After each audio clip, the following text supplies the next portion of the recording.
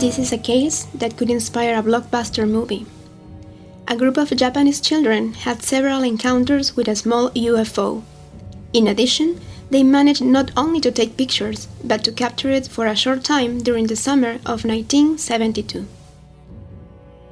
There is very little information to be found regarding the strange series of events that began on August 25th of 1972 in the area of Kera, city of Kochi, which is the capital of the Shikoku Island in Japan.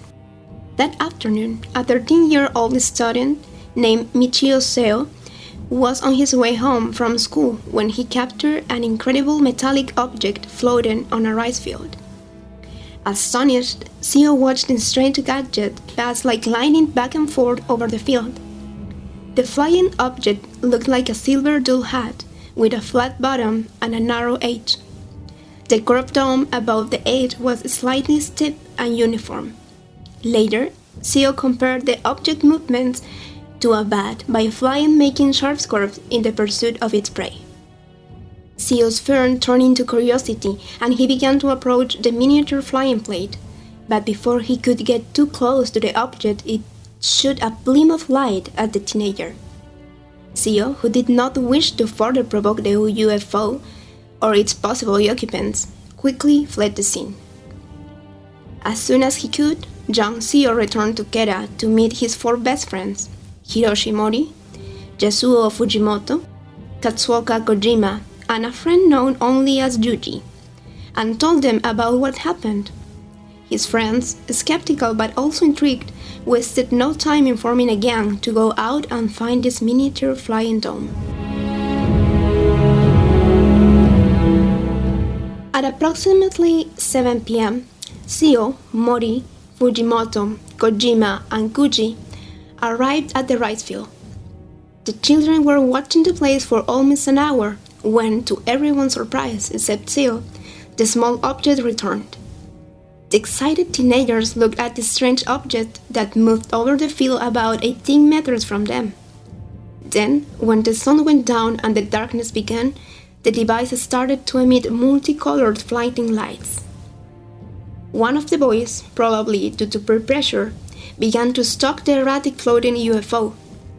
As he approached to the object, this suddenly emitted a very loud crack and began to glow with blue lights. This was all the young people needed to send them running back to their homes. Seo, Mori, Fujimoto, Kojima, and Yuji occasionally visited the field after their sighting, and on September 4th, just 1 week after their initial encounter, their patience paid off.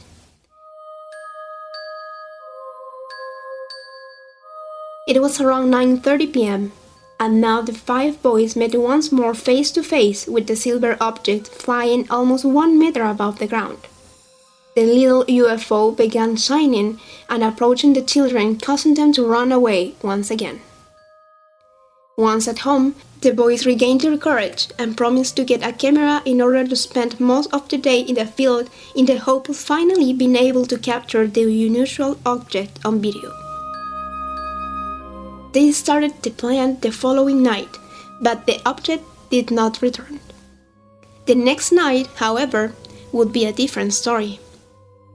On September 6th, the hard work of the kids was rewarded when on their way to the paddy field they found the object lying on the ground in the center of the field, right in front of them.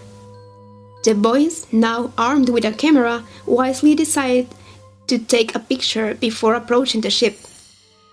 As soon as they shot the flash, the object on the ground began to spin and quickly rose in the air under another picture just after the ascension. And this is where things get a little bit scary.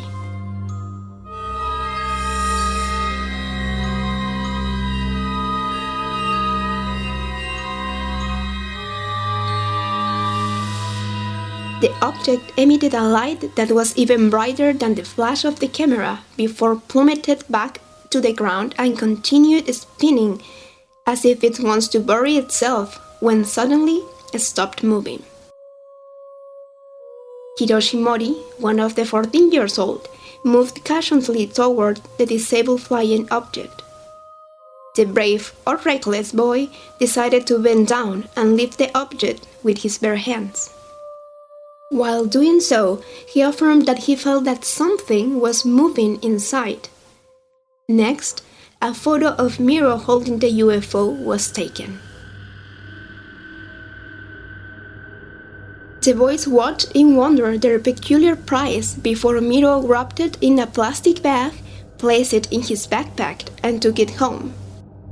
Once there, the boys carefully measured the object and declared that it was almost 20 centimeters wide and about 10 centimeters high. The now inert UFO is said to weigh around 1 kilogram. They also discovered a number of concentric curves, 31 small holes, and 3 unique designs engraved on the base of the object. The group of boys interpret these engravings representing wave or a cloud, a bird or some kind of flying object, and the third one looked like a blossoming flower. There was no visible propulsion system. After inspection, the boys wrapped the object in plastic again and took it to Yasuo Fujimoto's home. Fujimoto's father, Mutsuo, was the director of the Center of Scientific Education in the city of Kochi. Mr. Fujimoto gave the object a superficial look, assuming it was something of little importance. That would be a decision that he was going to regret. In his own words, the frequent nights of the boys being outside began to worry the parents. I told my son that if that what he was saying was true, he should bring the object, and he did. It looked like an ashtray made of cast iron, but too light for its metal. It had a lid that was impossible to open, and inside there were pieces similar to a radio. I didn't give it much importance, but now I regret not having studied it more closely. After inspection of the object by Mr. Fujimoto, the object was returned to Mori's backpack, but, much to the disgust of all involved, it just disappeared a day later. But this would not be the last time this mysterious object would be seen or recovered. Over the next 2 weeks, Seo, Mori, Fujimoto, Kojima, and Yuji all claimed to have seen the same or another identical object in flight on at least 6 more occasions. Fujimoto himself saw it 3 times. The group managed to capture it a second time, but the object disappeared in strange circumstances once again. The boys, trying to predict when the object could show up, deduced that the only unifying factor in all their sightings was the fact that it never seemed to occur on rainy days. This, they supposed, was due to the fact that the object feared the water. With this in mind, a plan was formulated in order to capture the gadget one more time. On September 19, the group of boys returns once again to the now sadly famous battlefield to try to catch the disconcerting UFO. This time, the boys were armed with a bucket of water and some rags. Luckily, they found the device motionless on the ground. The group quickly covered the object with rags and poured water on it. Then they turned the object up and began to fill the holes in the base with the rest of the water. As soon as the liquid entered the device, it began to emit a deafening noise that they compared with some kind of buzz, similar to the sound of the grasshopper. The interior of the object also began to shine. The gang was abruptly beaten with the idea that the object could try to defend itself for perceiving what they did as an attack, so they began to move away from the UFO, throwing stones at it. The flying object once again remained on the ground, and the boys caught it one more time. Once back at Katsua's Kojima's house, the teenagers looked through the small holes and realized that appeared not be a large number of miniature mechanisms and strange drawings. Then the intrepid young man took more photos and tried to open the device by inserting a cable into one of the holes. Eventually, they hung the device upside down by the cable, Gravity pulled the upper part of the dome, producing a slight separation between the upper and lower sections of the object. The boys could see what they called complicated electronic equipment inside the element, as well as an unidentified viscous material. Could it have been the pilot's remains, which was melted by contact with the water? The boys then tried, with a dubious sense of scientific integrity, to see how strong the outer layer of the object was by hitting it with a hammer. They discovered that even the finest part of light metal remained stained, no matter how hard they hit, something that seems to be quite common in materials recovered from alleged UFO accident sites. At this point, the boys decided to try another experiment, putting the UFO in the oven to see what kind of temperatures it could stand, but before they had the chance, Kojima's mother, Aiko Katsuoka, wisely refused to do that. She also refused to allow them to store it in the fridge, as the boys believed they could prevent the UFO from escaping again. The band then concluded that the device was probably some kind of remote control monitoring mechanism of unknown origin. It was then that they decided that it was time to reveal their precious mysterious mechanism to other classmates the following week, but before storing it at night, they wrapped it in additional rags, trying to prevent the thing from leaking some atomic radiation. Next, the object was given to Sio and Mori for safekeeping, and the rest returned home for dinner and housework. The boys felt that the object was safe in the room with them, so they relaxed and had a great afternoon of comic books, anticipating all the popularity that they and their friends were going to get the following Monday at school, when they revealed their wonderful gadget. When the rest of the group returned later that night to see the object, everyone was shocked to discover that there was nothing to find under the pile of rags. After the unsuccessful search, the boys came to the inescapable conclusion that their discovery flew out of the cage once again.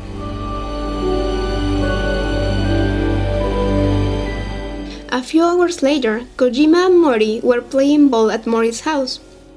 Kojima jumped near to the fence to chase the ball, and to his surprise, he stumbled upon the still immobilized UFO.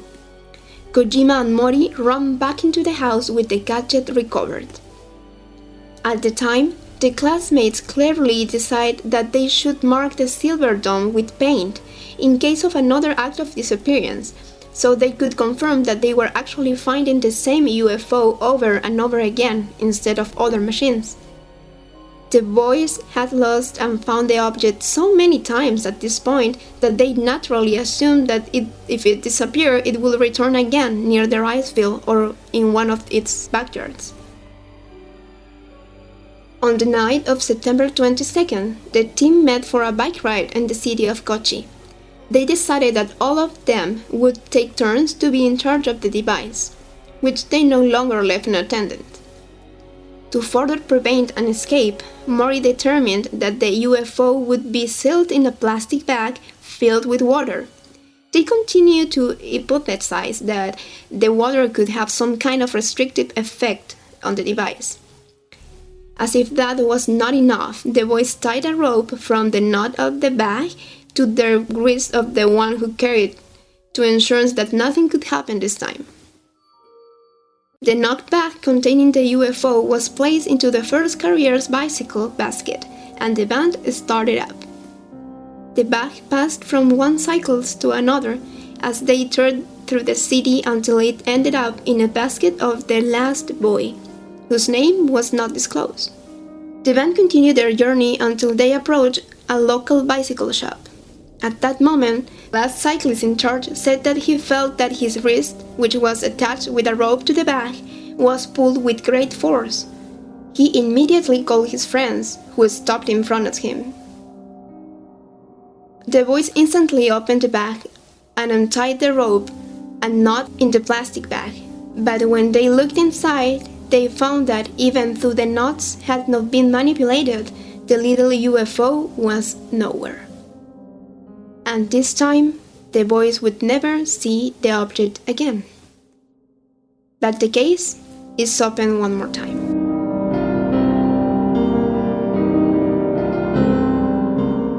This unique case remained virtually unknown to the general public until May of 2004, when UFO Comics published an illustrated story of the case. This introduced the encounter with a new generation of UFO enthusiasts, creating something like a cult following in Japan. Due to the rumors, in 2007, a total of 35 years after the events in question, Shinichiro Namiki, the director of the Japan Space Phenomena Society, or GSPS, reopened the investigation. The head of the GSPS, Kazuo Hayashi, was sent to speak with the remaining witnesses and confirmed that they all maintained the truth of the original statements.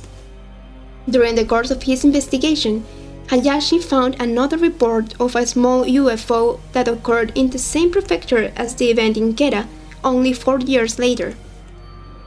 On the night of June 6 of 1976, a 9-year-old girl named Sachiko Oyama from the village of Agawa, now known as Nijodogawa-sho, went outside to look for her cat when she noticed a small yellow luminous object floating in the sky.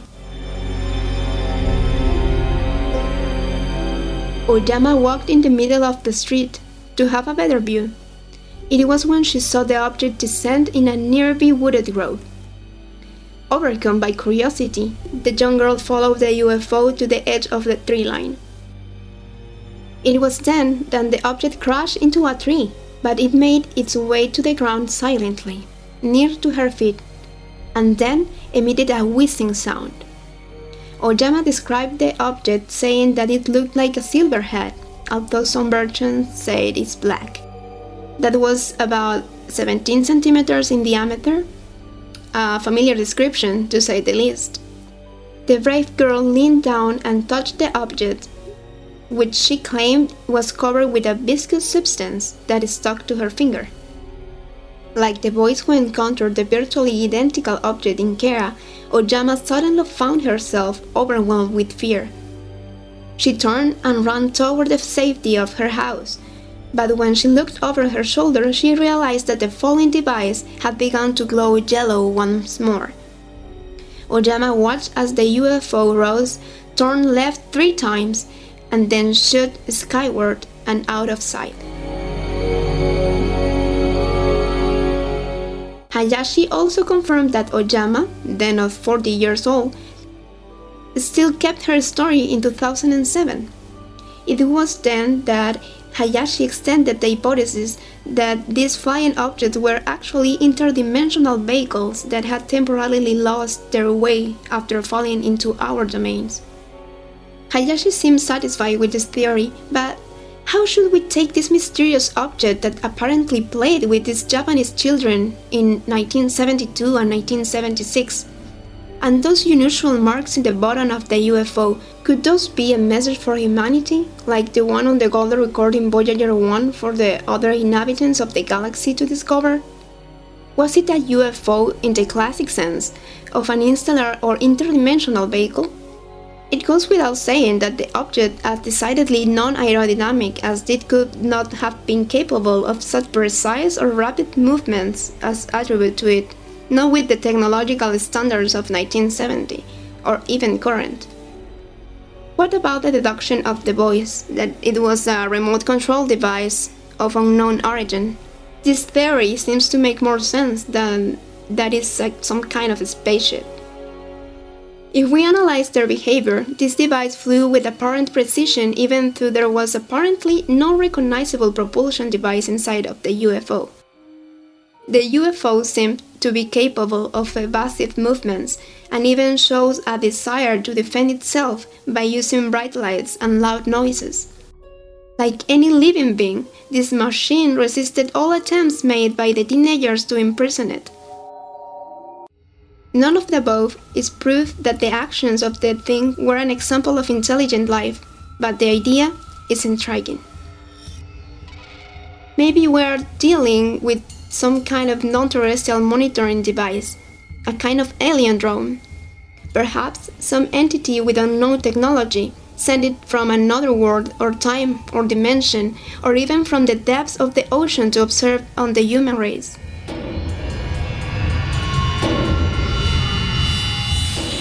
And what do you think? Do not leave without giving your opinion, and if you like this video, please give it a like, subscribe, and do not forget to activate the bell that will let you know when a new video is uploaded.